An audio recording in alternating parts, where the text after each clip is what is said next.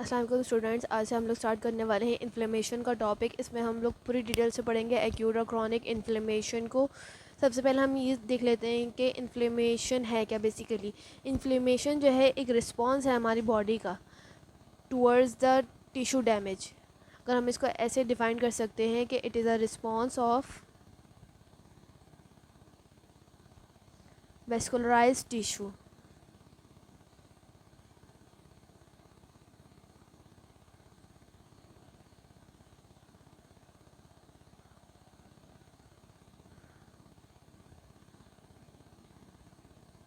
To tissue damage. Basically inflammation जो है एक रिस्पॉन्स है हमारी बॉडी का, वो vascularise tissue to the damage. अब डैमेज जो है किसी भी चीज़ का हो सकता है, सेल डैमेज हो सकता है, टिश्यू डैमेज हो सकता है, कोई भी डैमेज हमारी बॉडी में होगा उसके खिलाफ जो हमारी बॉडी एक्शन लेगी उसे हम लोग कहेंगे, रिस्पॉन्स करेगी उसे हम लोग कहेंगे इन्फ्लेमेशन। ठीक है, अब इसके कॉजेज़ अलग अलग हो सकते हैं। ये डैमेज किसी भी तरीके का हो सकता है, इंजरी हो सकती है कोई, या माइक्रोब्स या टॉक्सिन्स वगैरह हो सकते हैं, या तो कोई नेक्रोटिक सेल या टिश्यू भी हो सकता है जिसकी वजह से हमारे पास इन्फ्लेमेशन हो रही हो या रिस्पॉन्स कर रही हो हमारी बॉडी। ये किसी भी तरीके का हो सकता है। इसके कॉजेज हम लोग बाद में देखते हैं। सबसे पहले हम ये देख लेते हैं कि इन्फ्लेमेटरी रिएक्शंस डेवलप कैसे होते हैं। इसका भी एक सिंपल सा रूल है। इन्फ्लेमेटरी रिएक्शंस कैसे हो रहे होते हैं हमारे पास, डेवलप कैसे हो रहे होते हैं। बेसिकली इसके लिए आप लोग एक रूल याद रखिएगा, 5 आवर्स, 5 आवर। अब ये आर से रिलेटेड है, हम लोग स्टार्ट करते हैं। सबसे पहले ये 5 आवर का बता देती हूँ आपको मैं क्या है। सबसे पहले स्टेप हमारे पास है रिकॉग्नाइजेशन, रिकॉग्नाइजेशन, रिक्रूटमेंट,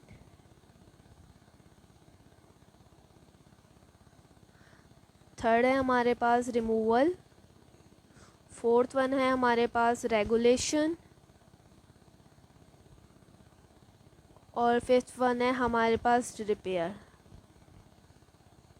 बेसिकली क्या होता है रिकॉग्नाइजेशन में, हमारे पास कोई भी माइक्रोब हम उसको कह रहे हैं, उस चीज़ को कह रहे हैं, उस माइक्रो ऑर्गेनिज्म को कह रहे हैं जो हमारी बॉडी पे इन्फेक्ट कर रहा है, हमारी बॉडी को डैमेज कर रहा है, हमारे किसी भी सेल को डैमेज कर रहा है, उसको हम लोग कह रहे हैं माइक्रोब। कोई भी माइक्रो ऑर्गेनिज्म जो हमारी बॉडी को नुकसान पहुंचा रहा है उसे हम लोग कह रहे हैं माइक्रोब। ठीक है, ये रिकॉग्नाइजेशन में क्या, सबसे पहले माइक्रोब को जो है हम लोग रिकॉग्नाइज होगा हमारे होस्ट सेल से। उसके बाद हमारे पास ट्रीटमेंट मतलब लेकर आना साइट ऑफ इंजरी की तरफ, लीकोसाइट्स को, लिम्फोसाइट्स वगैरह को लेकर आएगा at the site of injury, हम लोग कह रहे हैं रिक्रूटमेंट।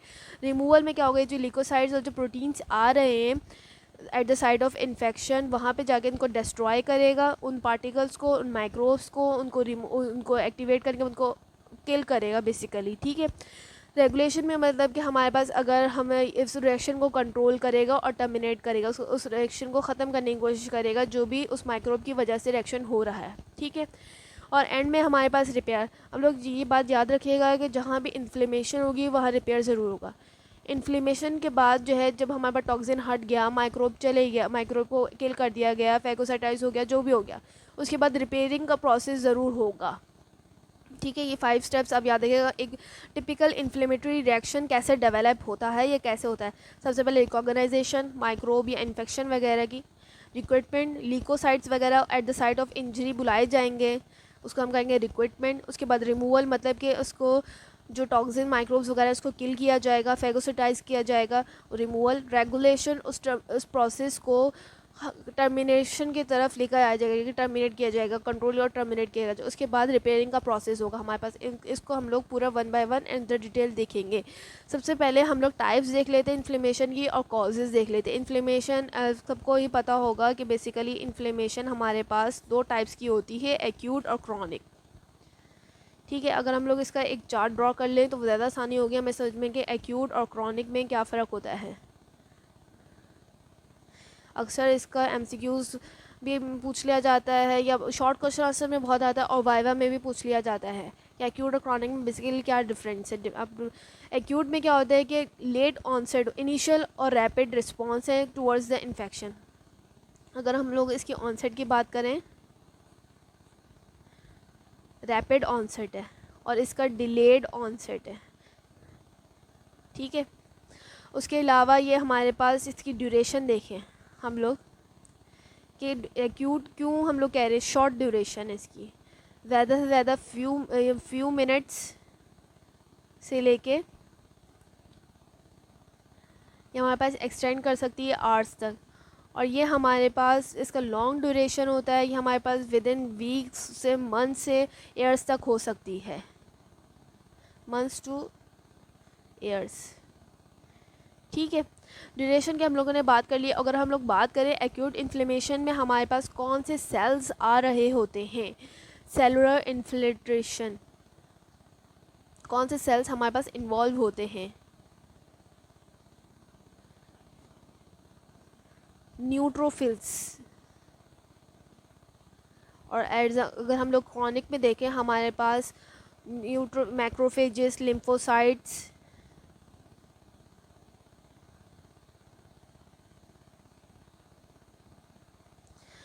और ईजनोफिल्स हर किसी रिएक्शन में इन्वॉल्व नहीं होंगे, इसलिए मैं यहाँ मेंशन नहीं कर रही हूँ। ईजनोफिल्स सिर्फ उन्हीं क्रॉनिक कंडीशन इन्फ्लेमेशन में इन्वॉल्व होंगे जिसमें हमारे पास सीवियर एलर्जिक रिएक्शंस होंगे।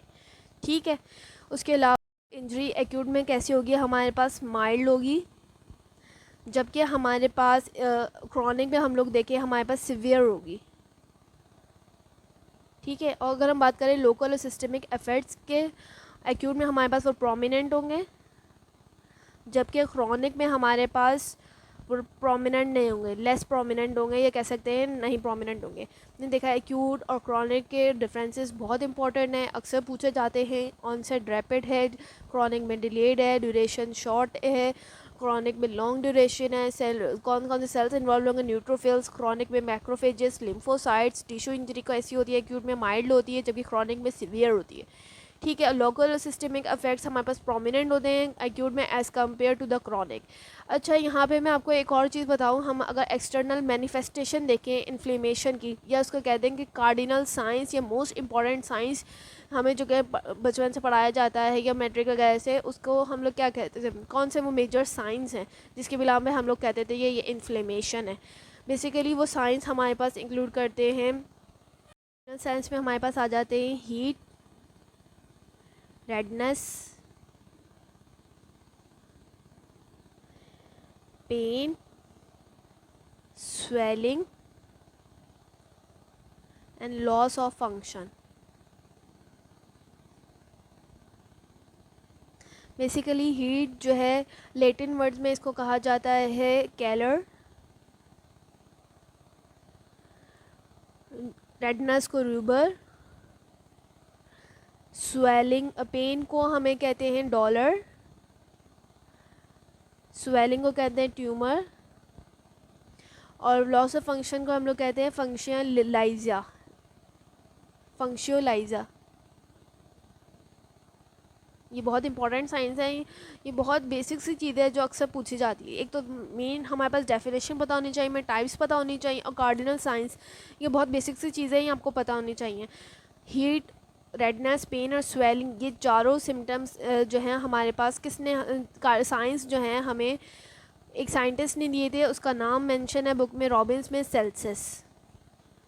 ठीक है, और ये पांचवा जो है हमारे पास, जिसे हम लोग फादर ऑफ मॉडर्न पैथोलॉजी भी कहा जाता है, उन्होंने दिया था fifth science of inflammation, Rudolf Virchow. Rudolf Virchow भी कहते हैं कुछ लोग, जैसे आप लोग प्रोनाउंस करना चाहें, लेकिन आपको पता होना चाहिए किसने कहा था। रुडोल्फ विर्को, सेल्सियस ने 4 पॉइंट्स दिए थे, लॉस ऑफ फंक्शन वाला पॉइंट रुडोल्फ विर्को ने दिया था, जिसे फादर ऑफ पैथोलॉजी भी कहा जाता है। ठीक है, ये तो साइंस हो गया। हम लोगों ने क्या क्या देखा, हमने डेफिनेशन देखी, टाइप्स देखी, डिफरेंसेस देख लिए, और हमने मेजर इवेंट्स देख लिए, इन्फ्लेमेटरी रिएक्शंस के, और हमने देख लिए कार्डिनल साइंस।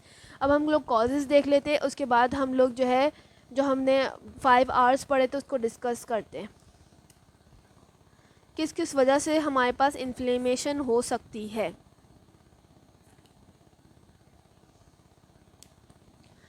इन्फ्लेमेशन हमारे पास किसी भी इन्फेक्शंस की वजह से हो सकती है। इन्फेक्शंस में हमारे पास क्या कौन किस किस तरीके के इन्फेक्शन हो सकते हैं, बैक्टीरियल हो सकता है, वायरल हो सकता है, फंगल हो सकता है, पैरासिटिक हो सकता है, और कोई माइक्रोबियल टॉक्सिन हो सकता है। किसी भी तरीके का कोई भी वायरस वगैरह, या बैक्टीरियल हो, वायरस हो, फंगल हो या माइक्रोबियल टॉक्सिन हो जो कि हमारी बॉडी सेल्स को डैमेज करो, इन्फेक्शन प्रोड्यूस करो, उस वजह से भी इन्फ्लेमेशन हो सकती है। सेकेंडली, अगर हम लोग बात करें टिश्यू नेक्रोसिस, अब लोग कहेंगे टिश्यू नेक्रोसिस की वजह से कैसे हो रही है। नेक्रोसिस तो डेड टिश्यू होता है। अब कुछ डेड टिश्यूज़ में से हमारे पास कुछ मॉलिक्यूल्स रिलीज़ होते हैं नेक्रोटिक सेल्स में से, जो कि इन्फ्लेमेशन को ट्रिगर करते हैं। कैसे ट्रिगर करते हैं? वो तो डेड हो चुके हैं, जो हेल्दी सेल्स होंगे ना वो वहाँ पे अपने मॉलिक्यूल सेंड करेंगे, जिसकी वजह से इन्फ्लेमेशन होगी। मतलब कि नेक्रोटिक टिश्यू है, लेट सपोज ये नेक्रोटिक सेल है, सही है। ये अब जब ये नेक्रोज हो रहा होगा डेड पार्ट, तो ये अपने अंदर से कुछ मॉलिक्यूल्स ऐसे रिलीज़ करेगा जो कि ये हेल्दी सेल को जाके अफेक्ट करेंगे। ये हेल्दी सेल है, ये नेक्रोटिक सेल है, कुछ ऐसे मॉलिक्यूल्स रिलीज़ करेगा जो कि अफेक्ट करेंगे हेल्दी सेल्स को और डैमेज कॉज करेंगे, जिसकी वजह से इन्फ्लेमेशन होगी। ठीक है। नेक्स्ट हो सकता है हमारे पास कोई भी फॉरेन बॉडीज़ जो कि इन्फ्लेमेशन करवा रही हैं। अब फॉरेन बॉडीज़ किस तरीके की? कोई भी स्प्लिंटर्स या डर्ट पार्टिकल्स या सूचर्स वगैरह जो कि क्लीन ना हो, उसकी वजह से कोई भी हमारी बॉडी, फॉरेन बॉडी हमारी बॉडी के अंदर जा रही है, वो भी हमारे पास इन्फ्लेमेशन करवा सकती है। या तो फिर कोई भी इम्यून रिएक्शंस कैसे, जो कि हमने एक दफ़ा पढ़ा था कि ऑटो इम्यून रिएक्शंस होते हैं, जो कि ऑटो इम्यून रिएक्शंस क्या होते हैं? हमारी बॉडी हमारे ही सेल्स को डिस्ट्रॉय करना शुरू कर देती है, खाना शुरू कर देती है। इसी तरह हमारे पास इम्यून रिएक्शंस में क्या होता है कि हमारी ही बॉडी, हमारे ही इम्यून सिस्टम जो है हमारी हेल्दी सेल्स को खाना शुरू कर देता है, उसको डिस्ट्रॉय करना शुरू कर देता है। इस कंडीशन में भी हमारे पास इन्फ्लेमेशन होती है।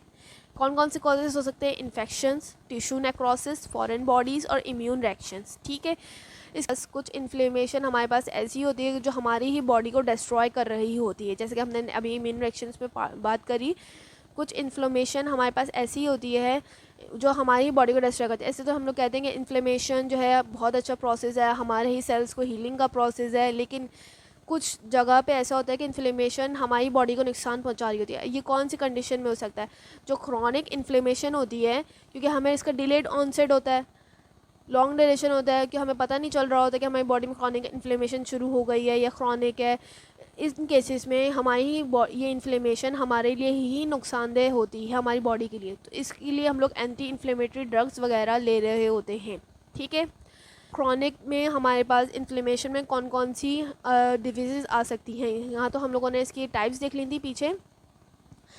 मैं आपको इसके एग्जांपल्स यहाँ बता देती हूँ, ये ऐड कर लिएगा डिफरेंस में ही, एक्यूट और क्रॉनिक। एक्यूट में हमारे पास आ सकता है एस्थमा,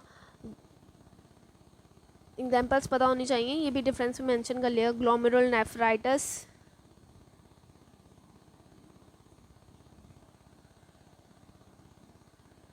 सेप्टिक शॉक वगैरह। अगेन हम लोग क्रॉनिक की बात करें, इसमें आर्थराइटिस एग्जाम्पल है, एस्थमा, एथेरोस्क्लेरोसिस, पल्मोनरी फाइब्रोसिस वगैरह। अब आप लोग कहेंगे एस्थमा की एग्जाम्पल हमने एक्यूट में भी ली है और क्रॉनिक में भी ली है। ज़्यादातर हम लोग एस्थमा की एग्जाम्पल एक्यूट इन्फ्लेमेशन में ले रहे होते हैं, क्योंकि उसमें हमारे पास को पता है एस्थमा में शॉर्टनेस ऑफ ब्रेथ होती है, तो हम लोग इसको ज़्यादातर इसका इन्फ्लेमेशन जो प्रोसेस होता है वो एक्यूट रैपिड ऑनसेट होता है। लेकिन अगर वो माइल्ड से किसी को प्रॉब्लम है एस्थमा का, तो वो क्रॉनिक में भी लिया जा सकता है, लेकिन ज़्यादातर हम लोग एग्जांपल इसकी एस्थमा की एक्यूट में ले रहे होते हैं। ठीक है। इन कंडीशंस में हमारे पास क्या होता है कि हम लोग एंटी इन्फ्लेमेटरी ड्रग्स दे रहे होते हैं। क्यों दे रहे होते हैं? क्योंकि ये क्रॉनिक है, डिलेड ऑनसेट होता है, तो ये इन्फ्लेमेशन का जो प्रोसेस है हमारे ही हेल्दी सेल्स को डैमेज करना शुरू कर देती है। ठीक है। हमने देखा कि हमने किस किस की बात कर ली। हमने बात करी डेफिनेशन की, it is a response of the vascularised tissue to the tissue damage और the cell injury. Inflammatory reaction basically होता है कैसे? इसके 5 स्टेप्स होते हैं: recognisation, recruitment of leukocytes, removal, regulation और रिपेयर। ठीक है। ये बहुत आसान सा लिखा है 5 आवर्स के। अब इसको इस तरह ध्यान में रखेंगे। 2 टाइप्स पढ़ी हमने, एक्यूट की और क्रॉनिक की। बहुत सिंपल से इसके हमने डिफरेंसेस देखे हैं, इसके वो भी देखे हमने एग्जांपल्स वगैरह, ठीक है। उसके अलावा हम लोगों ने कार्डिनल साइंस देखे, कॉजेज़ वगैरह देख ली हैं। अब हम लोग बात करने वाले हैं जो हमने पीछे पढ़ा था, recognisation of microbes, this one first step recognisation. Basically recognisation हमारे पास किस तरीके से होती है, किस तरह रिकॉग्नाइज करती है हमारी बॉडी माइक्रोब्स को या डैमेज सेल्स को,